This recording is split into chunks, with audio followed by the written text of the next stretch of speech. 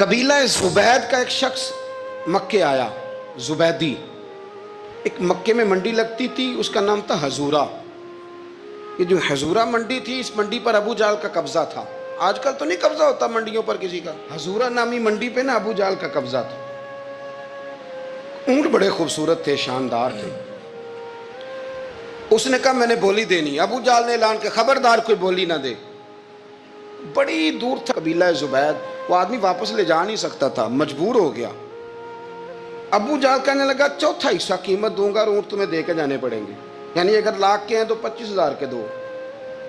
بندہ بڑا پریشان ہوا، چودھریوں سے بات کی تو کہنے لگے بدماش بڑا ہے، ہم شریف لوگ ہیں، شریف اور بزدل میں، بزدلی کو شرافت کا نام نہ دو، پکی بات کر رہا ہوں، شریف اور بزدل میں شریف ضرور بنو پر بزدل نہ بنو۔ جی ہم جی شریف لوگ ہیں جی، وہ کیا مطلب؟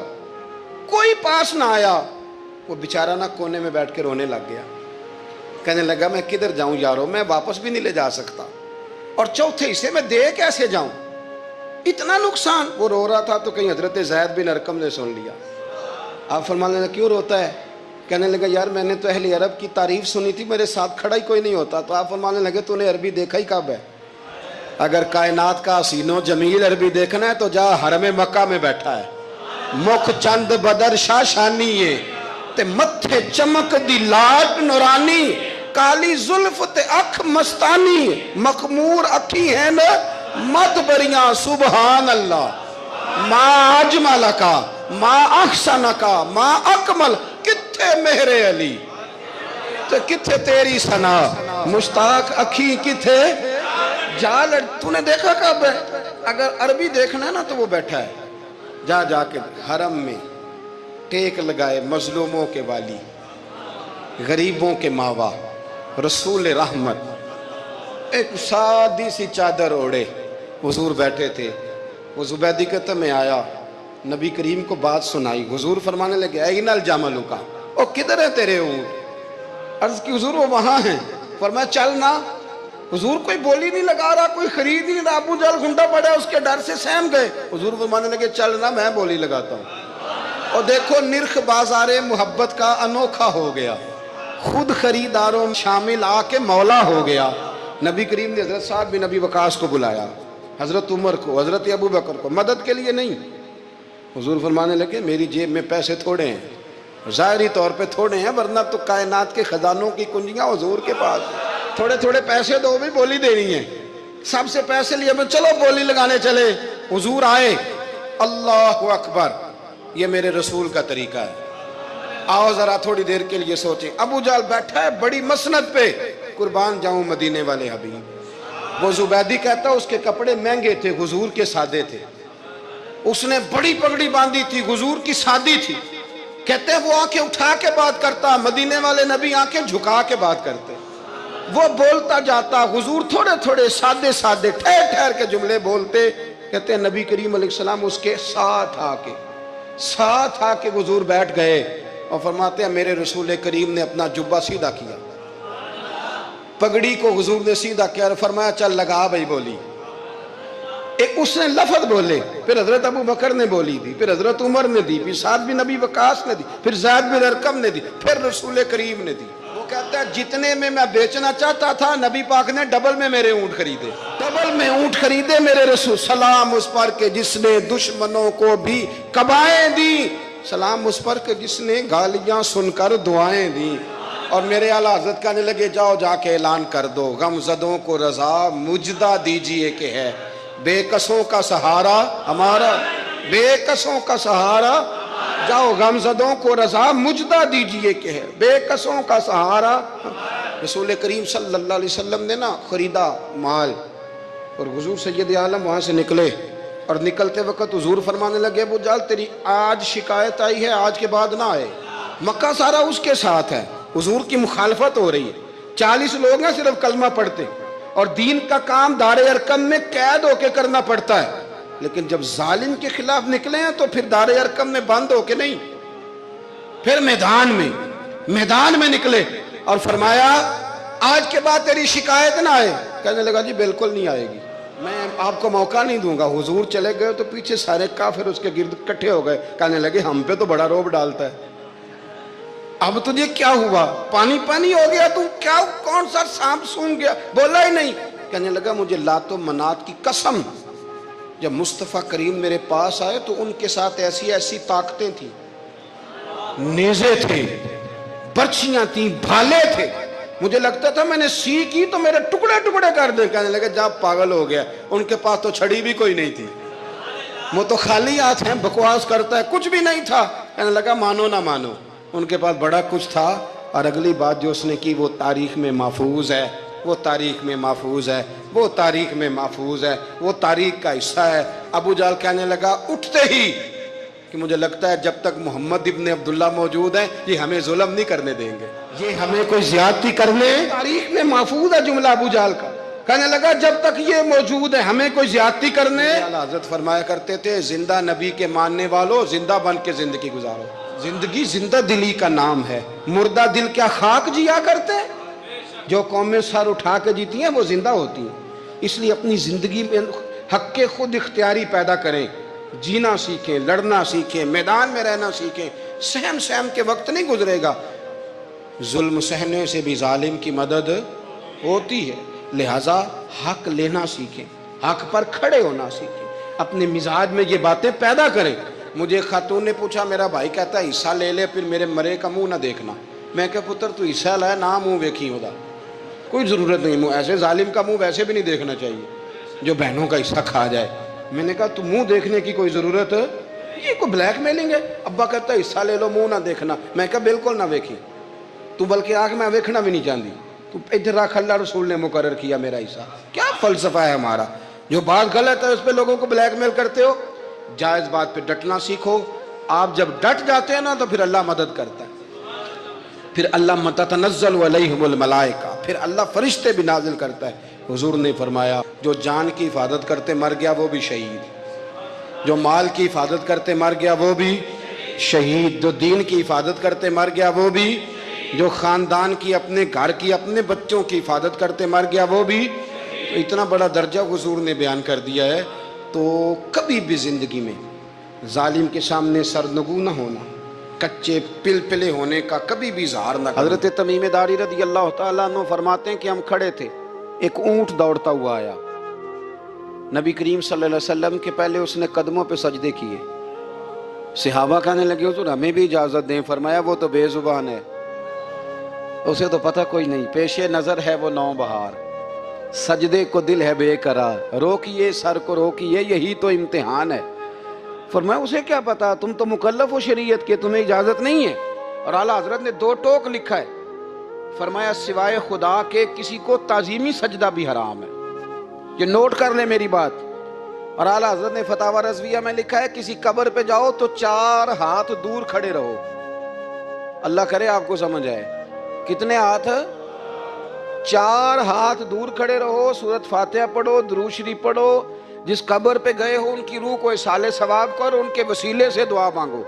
اعلیٰ حضرت فرماتے ہیں قبر کو سجدہ بالاتفاق حرام ہے, طواف قبر کا کرنا بالاتفاق حرام ہے. بوسہ لینے میں اختلاف ہے کہ جائز ہے کہ ناجائز ہے, لیکن بوسے سے بھی چونکہ شک پڑتا ہے تو فرماتے ہیں احمد رضا کی رائے یہ ہے کہ بوسہ لینے سے بھی بچا جائے. وہ آ گیا تو اس سے اگلی باتیں کرتا ہے, بس خاموش رہ, باادب رہ اور پیچھے رہ. تو حضرت تمیم داری کہتے ہیں یہ حدیث اعلیٰ حضرت نے لکھی ہے لمن والعلا میں. فرماتے ہیں کہ اونٹ نے پہلے سجدہ کیا, قدم چومے, پھر اس نے حضور کے کان میں کوئی بات کہی.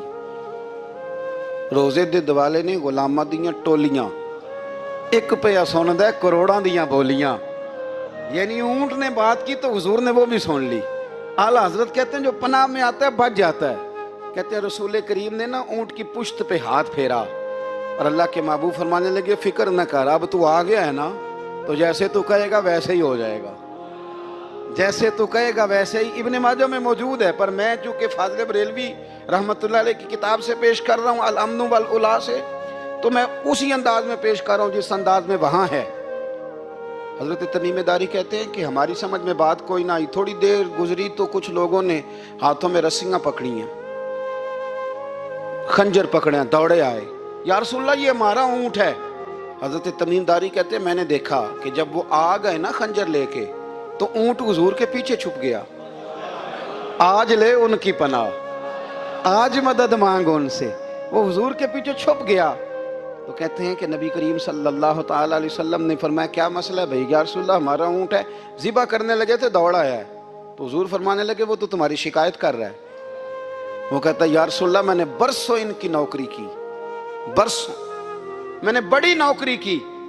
صحیح کہتا ہے یا رسول اللہ؟ ٹھیک کہتا ہے. حضور اب بوڑھا ہو گیا ہوں، تھوڑا زیادہ بوجھ نہیں اٹھا سکتا، تو مجھے ذبح کر کے کھانا چاہتے ہیں، میں مرنا نہیں چاہتا. نبی کریم فرمانے لگے اچھے لوگ یہ صلہ دیتے ہیں. انہوں نے عرض کی حضور آپ حکم کر دیں، ہم اس کو چھوڑ دیتے ہیں یا رسول اللہ، نہیں ذبح کریں گے، خدمت کریں گے. حضور فرمانے لگے نہیں، اب میرے پاس آیا ہے نا، اب میں نے واپس نہیں کرنا. آج ہو گیا ہے، آج لے ان کی پناہ، آج مدد مانگ ان سے. آج ہو گیا یا رسول اللہ پھر رکھ لیں. حضور نے فرمایا نہیں بھائی پیسے بتاؤ کتنے ہیں. یا رسول اللہ نہیں نہیں کچھ نہیں. نبی کریم علیہ السلام نے فرمایا نہیں بتاؤ کتنے، بتاؤ کتنے. انہوں نے کہا حضور ایک دفعہ ریٹ لگایا تھا تو 100 دینار لگا تھا. حضور نے فرمایا بلال دے دو 100 دینار. 100 دینار دے دیا. اعلیٰ حضرت فرماتے ہیں دیکھو ان کی پناہ میں آنے کی برکتیں کتنی ہیں. ان سے کہا تم جاؤ، وہ چلے گئے. حضور نے پشت پہ ہاتھ پھیرا، فرمایا جا تو آزاد ہے. حضرت تمیم داری کہتے ہیں وہ پہلے گیا پھر پلٹ کے آیا. اس نے نبی پاک کے کان میں کو بات کی، کئی باتیں کی، پر میں ایک بات کرتا ہوں، کئی باتیں کی، ایک بات کی تو حضور رو پڑے. اونٹ چلا گیا. ہم نے عرض کی حضور یہ کیا کہہ گیا ہے؟ تو محبوب فرمانے لگے یہ کہہ گیا یا رسول اللہ جس طرح آپ نے مجھے چھری سے بچایا ہے، میں دعا کرتا ہوں اللہ آپ کی امت کو جہنم سے محفوظ فرمائے. اللہ جہنم سے بچائے آپ کی امت کو، اس طرح مجھے چھری سے آپ نے محفوظ کیا. اعلیٰ حضرت فرماتے ہیں کن چکروں میں پڑے ہوئے ہو، کن چکروں میں؟ پیسوں کی پناہ لیتے ہو، عہدوں کے پیچھے چھپتے ہو، دولت کے پیچھے چھپتے ہو، تعلقات کے پیچھے چھپتے ہو. فرمایا مصیبت آئے گی تو یہ سارے ہٹ جائیں گے. اگر پناہ لینی ہے تو مدینے والے محبوب کی پناہ لو، دروازہ رسول پہ آؤ، نبی کریم کی بارگاہ میں جھکو، حضور سے پیار کرو. اعلیٰ حضرت فرماتے ہیں محبوب کا ادب کرو، رسول اللہ کی غلامی کرو. فرماتے ہیں پھر کے گلی گلی تباہ، ٹھوکریں سب کی کھائیں کیوں، دل کو جو عقل دے خدا تو تیری گلی سے جائے کیوں.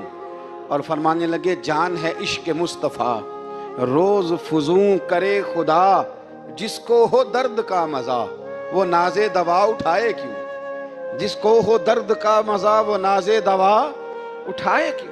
انہوں نے محبوب کریم کی محبت کا پیغام دیا، صحابہ کی محبت کا، بولیے صحابہ کی محبت کا. پوری کتاب لکھی حضرت صدیق اکبر جناب عمر کے فضائل پر. اور مزے کی بات یہ ہے کہ اعلیٰ حضرت نے نا اردو شاعروں میں سے کسی کو توفیق نہیں ہوئی حضور کو شہنشاہ کہنے کی.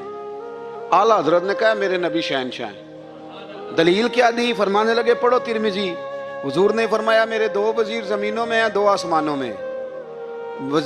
زمین کے 2 وزیروں کے نام ابو بکر اور عمر ہیں، آسمان کے 2 وزیر ہیں جبریل اور میکائیل. اعلیٰ حضرت کہنے لگے حضور وزیر تو کسی شہنشاہ کے ہی ہوتے ہیں، پھر کہہ لو نا شہنشاہ.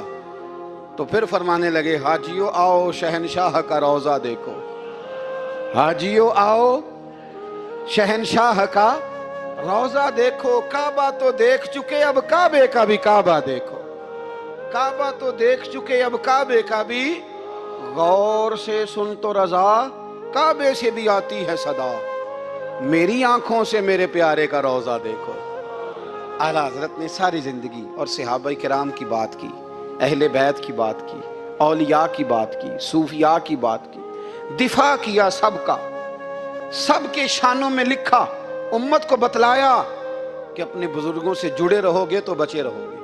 اعلیٰ حضرت نے طنز کرنے سے، تنقید کرنے سے، بلا وجہ غلطیاں نکالنے سے اور ایک دوسرے پر لان تان کرنے سے ہمیں بچنے کو کہا. اعلیٰ حضرت فرماتے ہیں کوئی علم اگر آ جائے نا تو اس کا معنی یہ نہیں کہ سب کو جاہل سمجھ لینا چاہیے. سمجھ آ رہی ہے میری بات کی؟ ہم جس شعبے میں بھی ہوتے ہیں نا سامنے والے کو ان پڑھ ہی سمجھتے ہیں. مولویوں کے بارے میں بعض لوگوں کا خیال ہے کہ یہ پتہ نہیں کون سی مخلوق ہے، ان کو کیا پتا دنیا داری کا. میں صحیح کہہ رہا ہوں. اسی طرح جو میرے شعبے سے تعلق رکھنے والے لوگ ہیں وہ کہتے ہیں شاید سارے تاجر 2 نمبر طریقے سے ہی مال کماتے ہیں. یہ ہو نہیں سکتا، ایسا ہو نہیں سکتا. ہمیں نا دوسروں کی اہمیت کی خبر رکھنی چاہیے. ہم ایک دوسرے سے پیار، ہم طنز کرتے ہیں، تنقید کرتے ہیں. فاضل بریلوی منع کرتے تھے. آپ فرماتے یہ طریقہ درست. ہم جب غلطیاں نکالنے پہ جاتے ہیں تو معاذ اللہ اتنا اوپر بن جاتے ہیں کہ معاذ اللہ ثم معاذ اللہ اللہ رسول تک پہنچ جاتے ہیں. اعلیٰ حضرت کے زمانے میں ایک شخص نے کہہ دیا نبی پاک کا خیال آئے تو نماز ٹوٹ جاتی ہے. عقل ہے نا جی، جہاں مرضی لے جاؤ. وہ کہنے لگا جی میں نے خالص اللہ کے لیے پڑھنی ہے نا فلسفہ عجیب. نبی پاک کا خیال آئے تو نماز. اعلیٰ حضرت فرمانے لگے تو بڑا ہی پاگل ہے. جب تو کہے گا السلام علیکہ ایھا النبی، خیال آئے گا کہ نہیں؟ فرمانے لگے تو بڑا ہی نادان ہے. جب تو کہے گا اللہم صلی علی محمد وعلی، خیال آیا کہ نہیں آیا؟ فرمانے لگے تو نبی پاک کی بات کرتا ہے، نماز میں تو ابا اماں کا بھی خیال آتا ہے. ربنا اغفر لی ولوالدیّ. فرمانے لگے ربے کے خیال سے نہیں ٹوٹتی تو مدینے والے کے خیال سے کیسے ٹوٹ گئی؟